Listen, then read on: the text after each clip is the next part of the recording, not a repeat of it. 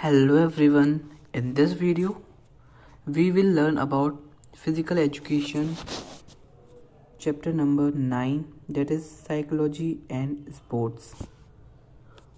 Okay, so let's start our video with small intro.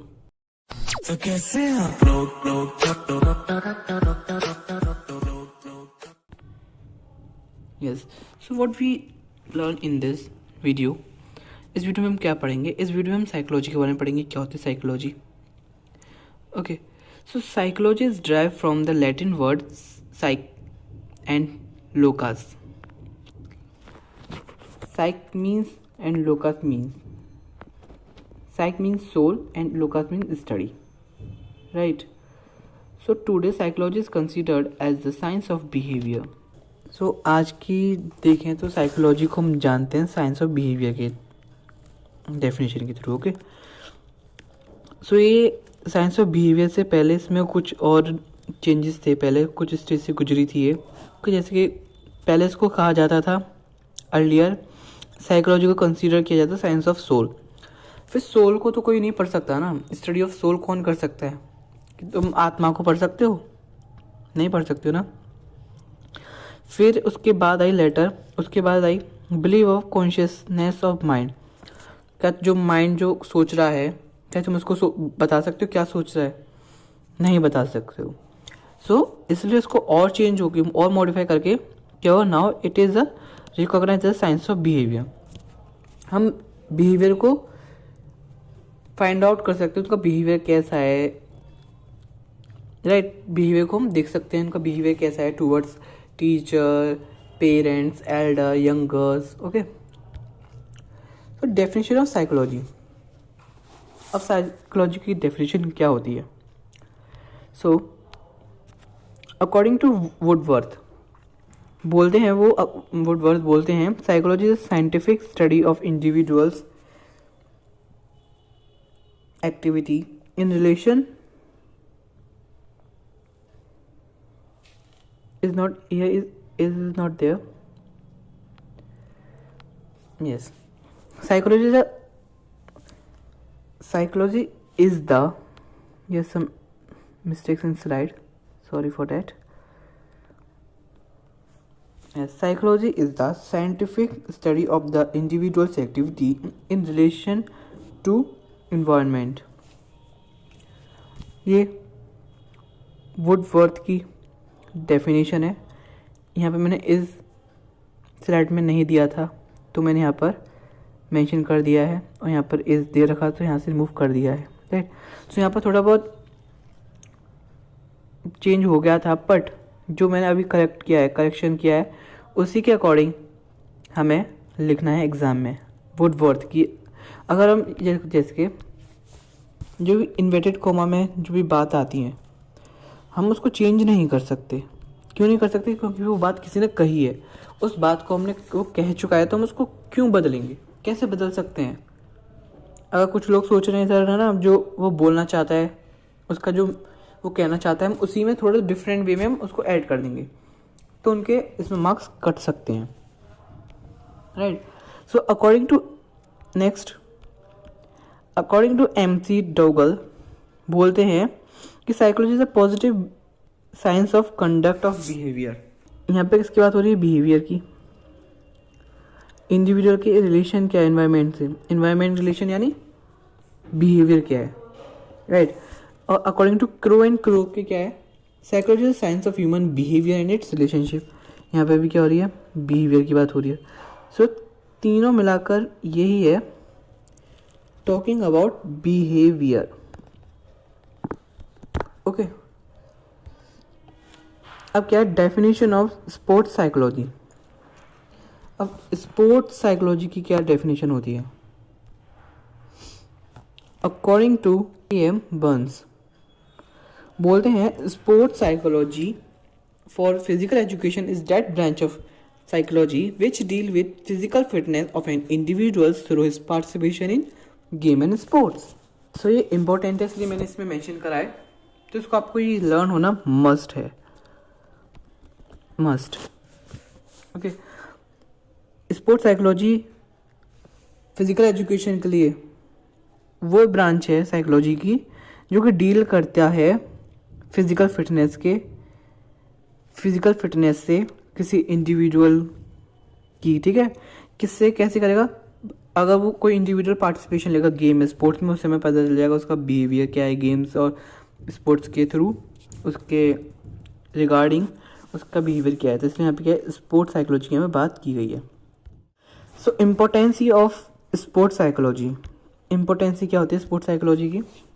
सो ये हमारी performance को improve करती है। Like the knowledge of sports psychology helps to improve performance and personality of player by scientific way of modifying behavior, right?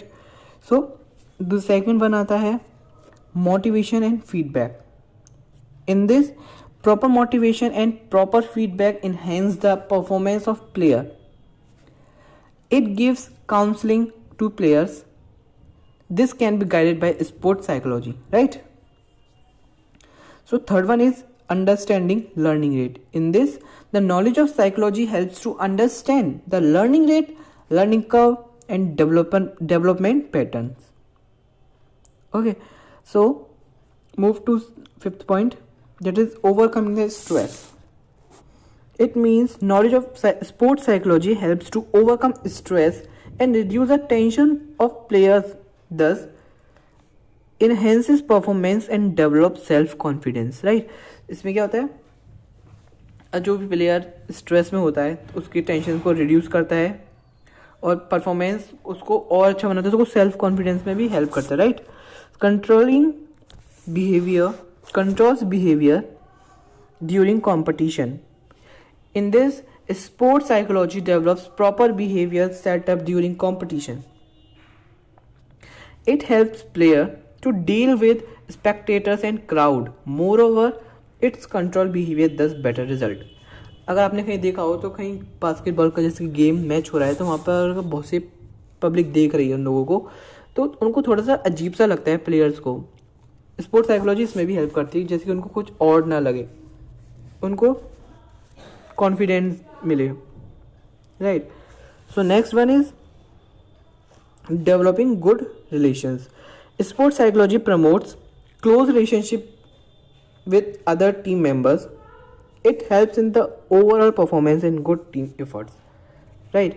अगर हम sports psychology में अगर थोड़ा सा उस पर हम पढ़ेंगे स्पोर्ट्स साइकोलॉजी, तो हमें उसमें क्या पता चलेगा कि हमें अपने टीम मेंबर्स के साथ कैसा बिहेव करना है और उनके एफर्ट को अप्रिशिएट करना है, right. Better selection. The knowledge of sports psychology guides the coaches for better selection of player. This is for coaches. Growth and development. Now move to the next topic, that is growth and development. So what is growth and development? Growth. The meaning of growth is termed as increase in size. Size बड़ा हो रहे हैं, right. Height इनकी बड़ी हो रही है, सबकी धीरे धीरे करके बड़ी होती जा रही है, राइट. वेट, इसमें देखो कितना पतला सा है और इसमें थोड़ा सा उसमें वेट आया, इसमें और आया, इसमें और आया, उसमें और आगे, इसमें थोड़े से वो फिट हो गया, right. Increase in human body. The increase in the size of human heart, lungs, brain, muscles etcetera is known as growth. हमारा इंटरनल हो या फिर एक्सटर्नल हो, वो में क्या होता है, growth.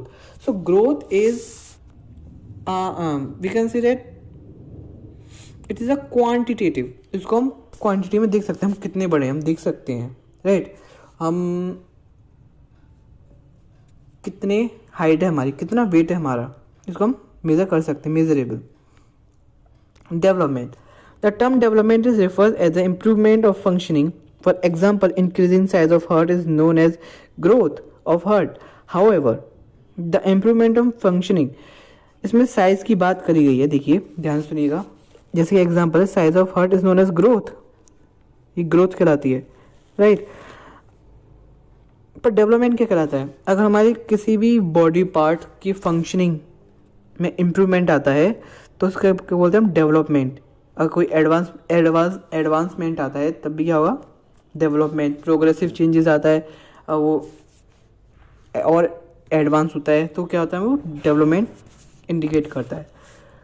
So the term growth is related with the physical changes and it can be viewed and measured. Growth refers to increasing size, weight, becoming larger and heavier. ठीक है, ये तो समझ गए, ईजी है. इसमें हम देखते हैं बॉडीज़ को देख के कितनी हैवी हो रही है, कितनी बड़ी हो रही है, और साइज़ में क्या डिफरेंस आ रहा है, ऐसे सब कुछ ग्रोथ में पता लग जाता है. और डेवलपमेंट में क्या है, इंडिकेट एडवांसमेंट.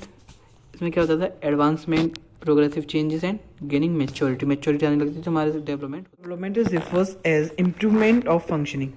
डेवलपमेंट टर्म वो है जो कि हमें बताता है कि हमारे फंक्शनिंग में क्या इम्प्रूव हुआ है. नॉट, इसमें कोई साइज वगैरह से कोई रिलेट नहीं होता. डेवलपमेंट कैसे, देखो पहले इधर बच्चा कट गया, थोड़ा सा बच्चा पहले ना घुटनों से चल रहा था, दोनों हाथों से. अब इसमें क्या हो गया, एक हाथ से वो कुछ करने लग गया और एक हाथ से चलने लग गया, दोनों पैरों से. और इसमें वो थोड़ा थोड़ा घुटनों की वजह से खड़ा हो रहा है, दोनों हाथों को ऊपर करके. और फिर इसमें क्या कर रहा है, वो खड़े होने की पूरी तरीके से खड़ा हो चुका है, बैलेंस कर रहा है अपने आप को, यहाँ पे आराम से बैलेंस्ड है, आराम से खड़ा है.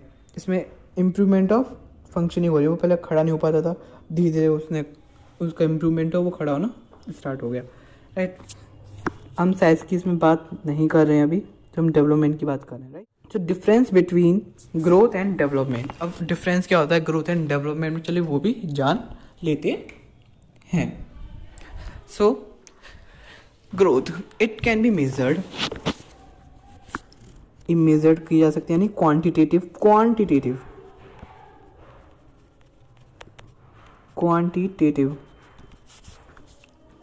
है, वाइल डेवलपमेंट इज क्वालिटेटिव. क्या डेवलपमेंट में हम बता सकते हो कि तुम कितने किलो अच्छे हो, कितने ग्राम अच्छे हो, कितने लीटर अच्छे हो, बता सकते हो. क्वालिटेटिव तुम ये बता सकते हो तुम बहुत अच्छे हो, तुम काफ़ी ज़्यादा अच्छे हो, है ना. Second, growth occurs up to a particular age. Growth एक पर्टिकुलर एज तक ही सीमित रहती है, फिर उसके बाद रुक जाती है. It is related to changes human in size, length, weight and height. Right, हो चुका हमारा. It's the one aspect of human nature, it is the areas limited. इसमें जो होता है, जैसे कि पर्सन की हाइट इतनी बढ़नी है, यूँ तो नहीं वो यहाँ से स्टार्ट करते हैं, यहाँ से स्टार्ट करेगा. जस्ट अ मिनट, पर्सन की हाइट यहाँ से स्टार्ट हो रही है, यूँ तो नहीं यहाँ से स्टार्ट करके बिल्कुल ऊपर तक चला जाएगा, इतना बड़ा है आसमान टच कर जाएगा. नहीं, उसका एक लिमिटेड एरिया होता है. राइट, ह्यूमन नेचर का लिमिटेड, यहाँ तक ही बढ़ेगा सिर्फ, यूँ नहीं इससे भी पार चले जाए, इससे भी पार, और आसमान यूँ नहीं अर्थ से ही बाहर निकल रहा है उसका सिर, इसका एक लिमिटेड एरिया होता है. अब डेवलपमेंट जान लेते हैं. Development, it is a measurement, is a hard task. इसका मेजरमेंट करना बहुत ज़्यादा मुश्किल है. And it can be inspected. इसको हम इंस्पेक्ट कर सकते हैं, मेज़र नहीं कर सकते, कर सकते हैं पर वो बहुत मुश्किल होगा. Development is the long process which is never ending. ये लॉन्ग प्रोसेस होता है, नहीं कभी ख़त्म होता है. It is related to the improvement of functioning. इसमें इज रिलेटेड होता है इम्प्रूवमेंट ऑफ फंक्शनिंग से. ठीक है, it is related to all aspect of is unlimited. इसमें जो भी हार्ट का कितना फंक्शनिंग अच्छा हो रहा है, अगर तुम योगा करोगे, जो तुम्हारी बॉडी की फंक्शनिंग है वो और अच्छी होती जाएंगी, और अच्छी होंगी, और अच्छी होती जाएंगी. जैसे कि आप योगा करेंगे, अगर आपकी फ्लेक्सिबिलिटी नहीं है, अगर योगा करेंगे तो आपकी फ्लेक्सिबिलिटी पहले इतना होगा, फिर इतना होगा, फिर इतना होगा, फिर इतना होगा, फिर इतना. क्या पता एक बार सीधे खड़े हो जाएं हाथों पे. Right, so development characteristics at different stages of growth. So there are 7 stages. देखिए कैसे कैसे स्टेजेस हैं. These stages of growth and development are: first is prenatal stage, infancy babyhood stage, early childhood stage, later childhood stage, adolescence, adulthood stage and old age. Let's discuss in detail in next slide. So prenatal stage क्या होता है, उसका time period क्या होता है, from conception till birth. Conception यानी जब वो मदर के वॉर्म में आता है, through sperm and zygote, it's stage are zygote stage, then embryo stage and then foetus stage. और कब तक रहता है, जब तक इसका बर्थ नहीं हो जाता, जब तक वो क्या होता है, प्रीनेटल स्टेज में। प्रीनेटल स्टेज में जो बेबी का जो डेवलपमेंट होता है ना, काफ़ी ज़्यादा रैपिड होता है, काफ़ी ज़्यादा स्पीड से होता है।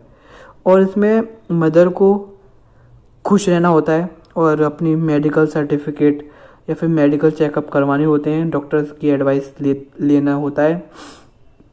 और हाँ, सबसे इम्पोर्टेंट चीज़, उसको प्रॉपर डाइट लेना होता है और वैक्सीनेशन का भी ध्यान रखना पड़ता है बेबी के हेल्थ के लिए। सो नेक्स्ट आता है इन्फेंसी एंड बेबीहुड स्टेज। उसकी एज क्या होती है, फ्रॉम बर्थ टू 2 ईयर्स, जन्म से 2 साल तक।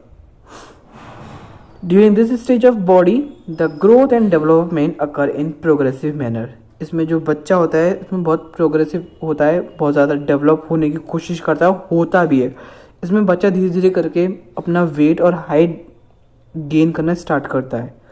और इसमें बच्चों का सबसे ज़्यादा अटैचमेंट होता है अपनी मदर के साथ, क्योंकि मदर उनको बेसिक नीड प्रोवाइड करवाती है, जैसे कि मिल्क, फूड। और इसमें बच्चों की वैक्सीनेशन चाइल्ड्स वैक्सीनेशन इंपॉर्टेंट है, इसमें मदर वैक्सीनेशन इंपॉर्टेंट है, राइट।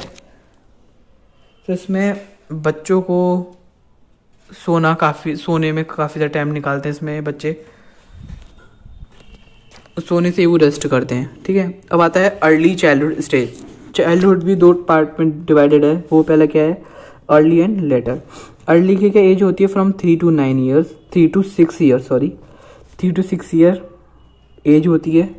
इसमें क्या होता है, इसमें बच्चों का न्यूरोमस्कुलर डेवलपमेंट अच्छा होता है। उनका जो, जैसे कि अगर आपकी चोट लगी हाथ में, अगर आपकी उंगली के वाट के बीच में आ गई, तो अगर आपका न्यूरोमस्कुलर डेवलपमेंट नहीं होगा तो आपको कोई फ़र्क नहीं पड़ेगा कि लगी या नहीं लगी है। और जब इस टाइम पीरियड पे बच्चों का न्यूरोमस्कुलर डेवलपमेंट स्लोली इम्प्रूव होता है, अगर उनके कहीं चोट लग जाती है वो रोने लग जाते हैं, राइट। और वो लर्निंग करना स्टार्ट करते हैं। Learning takes place through cramming, repetition and practice. Moreover it is slow. और अपने सोशल रिलेशनशिप उन्हीं के साथ बनाते हैं जिससे कि वो ज़्यादा क्लोज होते हैं, और उनका इंटेलेक्चुअल डेवलपमेंट भी होना स्टार्ट हो जाता है, but very slowly manner. Letter childhood stage में क्या होता है, इसकी एज क्या होती है, 7 to 12। लेटर चाइल्डहुड में क्या होता है, बच्चे अपनी जो फ्लेक्सिबिलिटी होती है उसको और अच्छा बनाते हैं, अपने स्ट्रेंथ को अच्छा करते हैं, अपने स्टेमिना को अच्छा करते हैं, अपनी स्पीड को अच्छा करते हैं। इसमें बच्चे खेलना स्टार्ट कर देते हैं। खेलना तो हमारा ये अर्ली चाइल्डहुड से कर लेते हैं। और इसमें बच्चे खेलने के साथ साथ कुछ ऑब्स्टिकल्स बनाते हैं रनिंग के लिए, जंपिंग करते हैं, बॉल को ड्रिबल करते हैं, राइट। उसमें बहुत से योगासना करने की भी कोशिश करते हैं कुछ बच्चे। अब आता है एडोलसेंस स्टेज। एडोलसेंस स्टेज क्या होती है, 13 to 19। 13 to 19 इसमें क्या होता है, बच्चे रिस्पॉन्सिबिलिटी लेना सीख जाते हैं। और ये एक ऐसे पीरियड होता है जो कि पेरेंट्स को चैलेंज करना पड़ता है। In teenage children wants to live independent as they consider themselves to take responsibility like adults. इसमें बच्चे इंडिपेंडेंट रहना चाहते हैं और अडल्ट की तरह रिस्पॉन्सिबिलिटीज लेना चाहते हैं। और इसमें बच्चों को अपोजिट सेक्स में इंटरेस्ट आता है, कॉन्शियसनेस होती है। वो अपने फ्रेंड्स को ज़्यादा इम्पोर्टेंस देते हैं, देन फैमिली को नेगलेक्ट करते हैं, पूरी तरीके से अनदेखा करते हैं। और इसमें वो बहुत ही ज़्यादा अच्छे से लॉजिकल एक्सप्लेनेशन देना स्टार्ट कर देते हैं। इसमें वो अपनी बॉडी को फिजिकल फिट बनाना चाहते हैं बाय गोइंग जिम। टीनेजर इसमें बहुत सी प्रॉब्लम फेस करते हैं, वो आगे जानेंगे, राइट। और ये 5 स्टेजेस हैं जो कि इम्पोर्टेंट है for your class, so this is not for your class, right. So अगर आप एडल्टहुड स्टेज देखें तो आपके फादर, मदर, पेरेंट्स, गार्जियंस जो आते हैं वो इसमें आते हैं।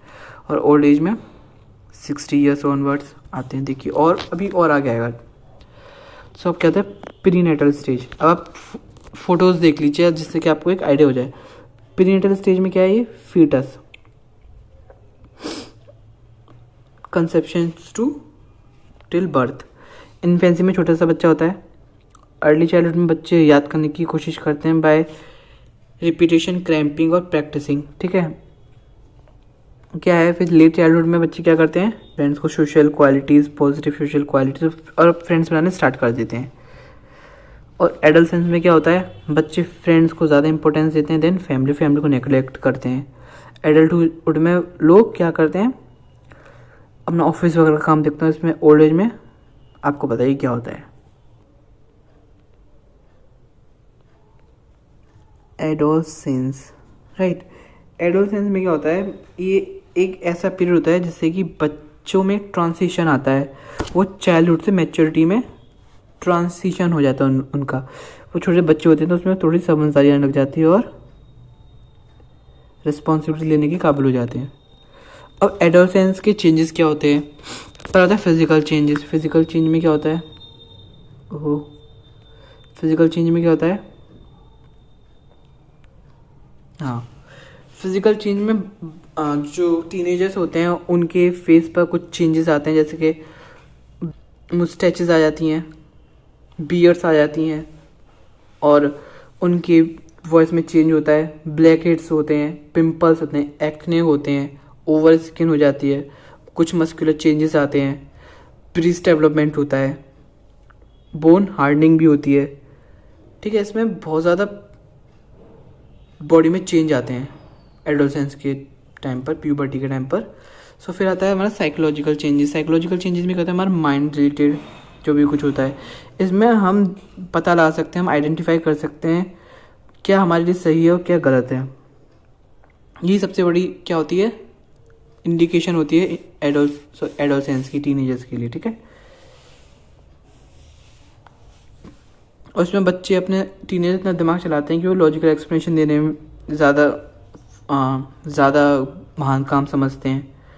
अपना पॉजिटिव बिहेवियर रखते हैं फैमिली की तरफ से, और ज़्यादातर अपनी मिस्टेक्स भी हाइड करते हैं और अपने आप को हीरो समझते हैं। इमोशनल चेंजेस क्या होता है, इसमें बच्चे में क्या होता है, एकदम से गुस्सा आ जाता है उनको, एकदम से गुस्सा आ जाता है, एकदम से हंसने लग जाते हैं, एकदम से उनका इमोशन चेंज हो जाता है।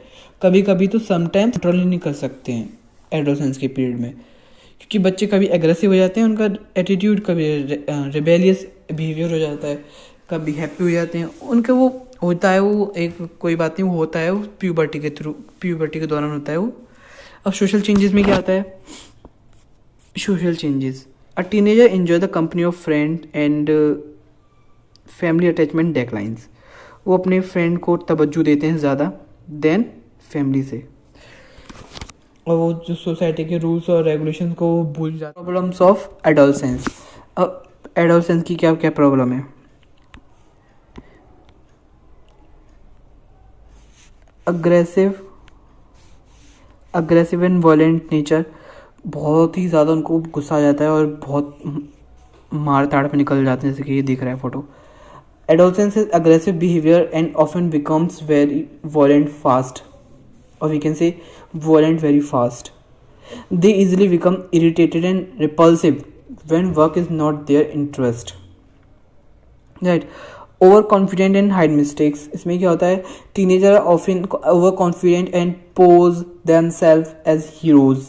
वो अपने आप को हीरो समझते हैं और अब ज़्यादा ओवर कॉन्फिडेंस हो जाते हैं और अपनी जो मिस्टेक्स उनको हाइड करते हैं। They hide their mistakes and try to be fool others through their intelligence. Okay,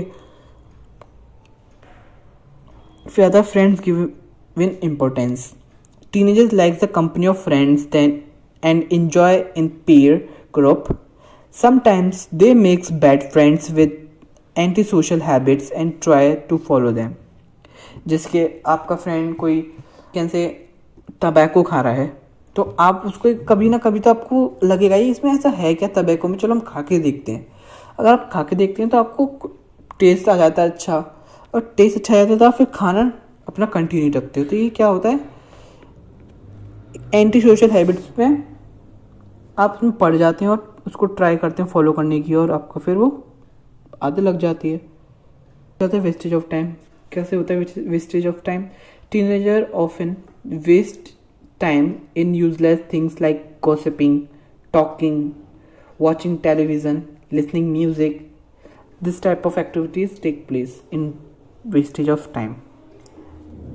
Lack of concentration. In lack of concentration, we can conclude that teenagers have low concentration in studies. Sometimes they lose interest in their result is not satisfactory in academics. Neglect family. They often neglect or avoid to listen to their parents and feel self-dependent to take decision. Depression, this is a very important. depression depressed है ये, और इनकी family neglect कर रही है इनको। Neglect depression में क्या है? एडोलसेंस है very strong and uncontrolled emotion by which they undergo with depression.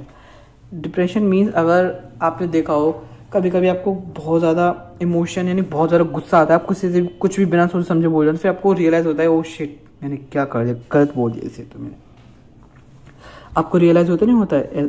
ऐसे ही यहाँ पर डिप्रेशन दिया गया है। आपको अगर आपका काम आपने किया काम बहुत मुश्किल से, पर वो बिगड़ के एंड में आके आप तो डिप्रेस हो जाते हैं, मैं नहीं कर पाऊंगा आगे, ठीक है। Management of adolescence problems, providing healthy environment, हमें हेल्दी इन्वायरमेंट देने चाहिए, प्रॉपर यूज़ ऑफ टाइम बताना चाहिए, मोड ऑफ एजुकेशन बताना चाहिए, स्पिरिचुअल गाइडेंस यानी भगवान पर थोड़ा सा ध्यान लगाना चाहिए, डेवलपमेंट ऑफ मोरल वैल्यूज़ पे डेवलप करनी चाहिए, और जो हम मिस्टेक्स करते हैं उनको करेक्ट करना चाहिए, और उसको रेगुलर चेक करते रहना चाहिए, और फिर उसको करेक्ट करना चाहिए। और ये friendly attitude for the guardians, जिसके गार्जियंस अगर अपने बच्चों के साथ टीनेजर्स के साथ फ्रेंडली रहेंगे तो जो teenagers are free to share everything with them. अगर पेरेंट्स से बहुत ज़्यादा स्ट्रिक्ट होंगे तो वो अपनी बात नहीं कह पाएगा बच्चा, और वो डिप्रेस हो सकता है, right. Independent ideas in liberty with proper check, उनको इंडिपेंडेंट आइडिया दीजिए, फ्रीडम दीजिए, और इतना भी मत दे दीजिएगा कि आप उनको चेक ही नहीं करें। उनको चेक करना भी बहुत ज़रूरी है। अगर आप उनको आइडियाज़ इंडिपेंडेंट सोचने का कुछ भी सोचने का उनको एक इंडिपेंडेंट फ्रीडम दे रहे हैं तो उनको प्रॉपर चेक भी करना, यूँ नहीं आपने सिर्फ उसको कुछ भी सोच लो कुछ भी करो, फ्रीडम दे दो एकदम नहीं, उसको थोड़ा सा चेक भी करना क्या वो सही कर रहा है क्या गलत कर रहा है, राइट। सो हमारे यहीं पे चैप्टर ज़्यादा है finish. So thank you. That's all for today, folks. Finger crossed, I will be just as productive tomorrow. Thank you so much for watching this video. Do like, comment and share, and don't forget to subscribe this YouTube channel. Bye bye.